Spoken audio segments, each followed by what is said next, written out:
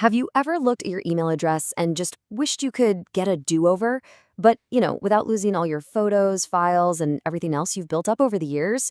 Well, today we are diving into exactly that, how you can change your primary Google account email. Come on, let's be real for a second. A lot of us picked our first email address a long, long time ago. So if you are still rocking an old, maybe slightly embarrassing, or just plain unprofessional username that really doesn't fit who you are today, then you are in the right place. All right, here's the game plan for today. We're going to start by figuring out what your Google account email actually is. Then we'll see if you can even change it. After that, I'll walk you through a simple 3-step guide, cover what happens after you make the switch, and finally, we'll tackle your biggest questions. Sound good? Let's get to it. Okay, first things first.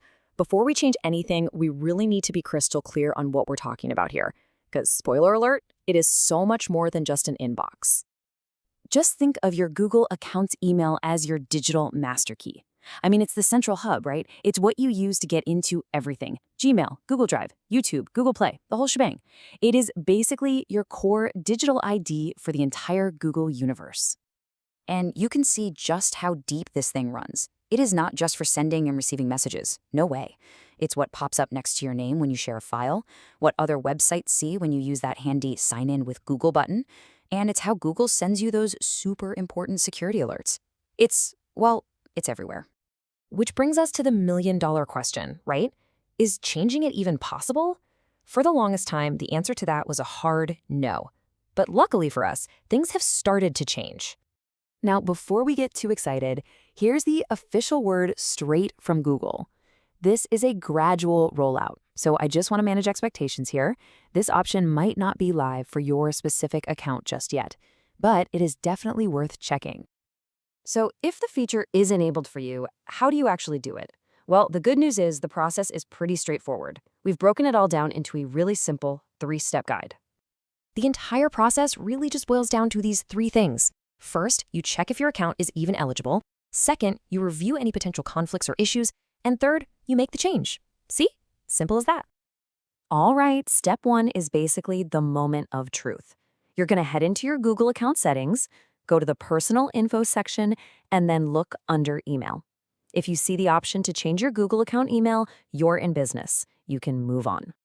Okay, listen up, because whatever you do, do not skip this next step. Seriously. Before you jump the gun, you have to review for potential issues. If you use a Chromebook or that sign in with Google feature or Chrome Remote Desktop, there are some specific things you need to think about. And hey, doing a quick data backup is always a smart move, just in case. And finally, we get to step 3, the fun part. This is where you get to pick your brand new digital identity. You'll need to choose a username that isn't already taken, of course, and then just follow the prompts on the screen to confirm your choice and make it official. So, you did it. You clicked the button, you have a new email address. What now?